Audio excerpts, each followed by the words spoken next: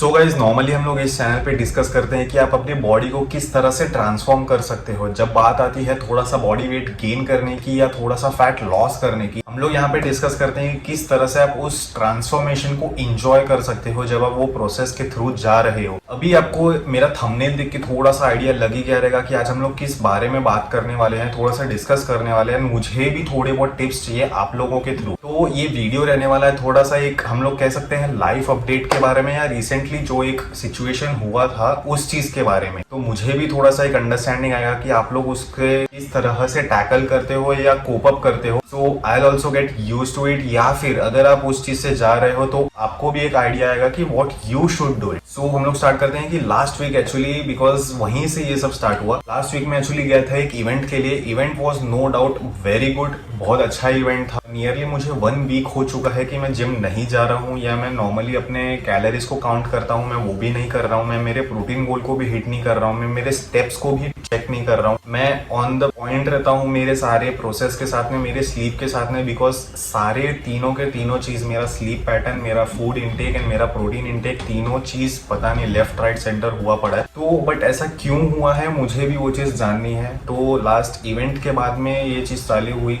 I don't blame weather change because weather change normally पता नहीं क्यों हमेशा ही होता है, but then this happened for the first time. Normal weather change हुआ, यहाँ पर बारिश हुई, आप लोगों को भी पता रहेगा। अगर आप लोग मुंबई में रहते रहोगे तो आप लोगों को पता रहेगा। एंड बहुत सारी जगह बारिश हुई, कहाँ कहाँ हुई मुझे वो भी बताना please, so that we know whether change ही ये कंडीशन की वजह से हो रहा है या फिर इसका कुछ और रीजन है। ठीक है, तो इवेंट के बाद में ये चीज एक्चुअली चालू हुई and I was all set. मैं पूरा रेडी था कि मंडे से वापस से we are going to come back and then हम लोग थोड़ा सा अपने रूटीन में भी चेंजेस लाने वाले थे ये वीक से। बट देन मंडे को जब मैं सुबह उठा then I was like so tired and मतलब ऐसा कि मेरे को 2 हफ्ते से किसी ने सोने नहीं दिया है एंड मैं सिर्फ काम किए जा रहा हूँ। मुझे इतना पेन था बॉडी में। मैं उठा and I just went back to sleep and मैं सीधा उठा 12 बजे के बाद एंड मुझे रियलाइज ही नहीं हुआ या मेरे को पता ही नहीं था कि क्या हुआ है मेरे बॉडी के साथ में। मुझे इतना ज्यादा टायर्ड था ना मैं, एंड इतना ज्यादा बॉडी पेन था मेरे अंदर। फूड इंटेक था वो 0 हो गया, मैं वाटर इंटेक नहीं कर रहा हूँ, मुझे सिर्फ पेन हो रहा था बॉडी में, लोअर बैक। मुझे सारे मेरे बोन्स लेजिट फील हो रहे थे कि मेरे सारे जॉइंट्स इतने पेन हो रहे थे। मुझे बुखार हो चुका था, मुझे सर्दी हो चुका था। बट आई वाज लाइक कि चल वेदर चेंज अगर होगा तो फिर ये 1-2 दिन की बात है, थोड़ा सा दवाई ले लेंगे या फिर नॉर्मल हम लोग कुछ गर्म खा लेंगे तो हमारा गला भी ठीक हो जाएगा एंड पूरी बॉडी थोड़ा सा वापस रिस्टोर हो जाएगी। बट देन मंडे को मुझे ऐसा लगा कि ठीक है चल आज के दिन हम लोग रेस्ट ले लेते हैं and then we will be back again from Tuesday. भाई ट्यूसडे को जब मैं उठा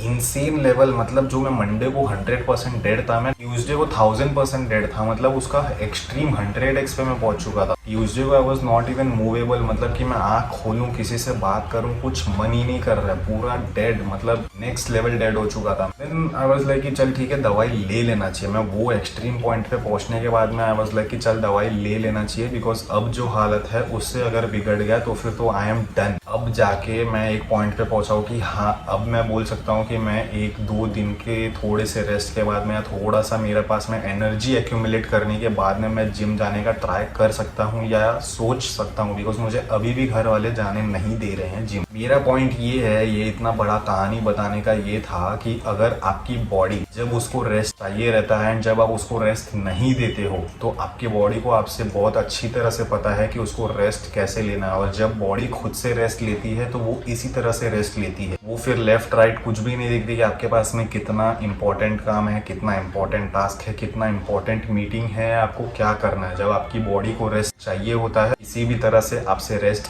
ले लेती है। That's how your body is made up. जब आप उसको इतना घिसते हो उसके बाद में जब उसको रेस्ट नहीं मिलता है तो बॉडी को at the and give up करना ही पड़ता है अगर उसको रेस्ट चाहिए रहता है। तो जब आपकी बॉडी इस तरह से रिस्पॉन्ड कर रही है कि उसके पास में एनर्जी नहीं है या वो एकदम एक्सट्रीम पे पहुंचकर आप सीधा बीमार पड़ जा रहे हो, सीधा बेड पे पड़ जा रहे हो जब उसको रेस्ट चाहिए उसके लिए, तो एक टाइम पीरियड के बाद में एक छोटा सा रिफ्रेश होने का फेज भी चाहिए रहता है। जब आप अपने बॉडी को continuously for months for years घिसते रहते हो, बट उसको एक कूल ऑफ होने का पीरियड, जब आप अपना वर्कआउट करने के बाद में भी जब हम लोग उसको स्ट्रेचिंग करते हैं तो हम लोग पहले वार्म अप करते हैं, फिर हम लोग का बॉडी वर्कआउट लगाते हैं, फिर हम लोग कूल डाउन होते हैं जस्ट सो दैट मसल्स को पता लगे कि हाँ भाई हम लोग ने पहले अपने आप को प्रिपेयर किया, हम लोग लोग ने अपने आप को तोड़ा वर्कआउट में, फिर अभी हम लोग अपने आप को कूल डाउन कर रहे हैं कि हाँ अभी अपना वर्कआउट खत्म हो चुका है, अपने बॉडी को कूल होना पड़ेगा। वैसे ही जब आप अपने बॉडी को खींचते रहते हो तो उसको एक फेज आता है कि आपको उसको कूल डाउन करना रहता है, थोड़ा सा अपने जो शेड्यूल है उससे थोड़ा सा ब्रेक देना रहता है, विच इज ऑल्सो इम्पोर्टेंट। इसके लिए आपकी बॉडी आपको थोड़ा सा होल्ड बैक करती है just so that you get prepared, आप एक बार प्रिपेयर हो पाओ। लास्ट टाइम जब आप यहाँ पर थे, अब नेक्स्ट टाइम आप यहाँ पर जाने वाले हो। आप लोग के साथ में अगर ये सेम चीज हुआ है तो आप लोग ने उसको किस तरह से टैकल किया है कमेंट करके मेरे को बताना। इंस्टाग्राम पर भी हम लोग कनेक्ट होते हैं, वहाँ पे थोड़ा सा डिस्कस करते हैं कि आपने किस तरह से क्या किया। नेक्स्ट वीडियो रहने वाली अपनी लेग्स के ऊपर, बिकॉज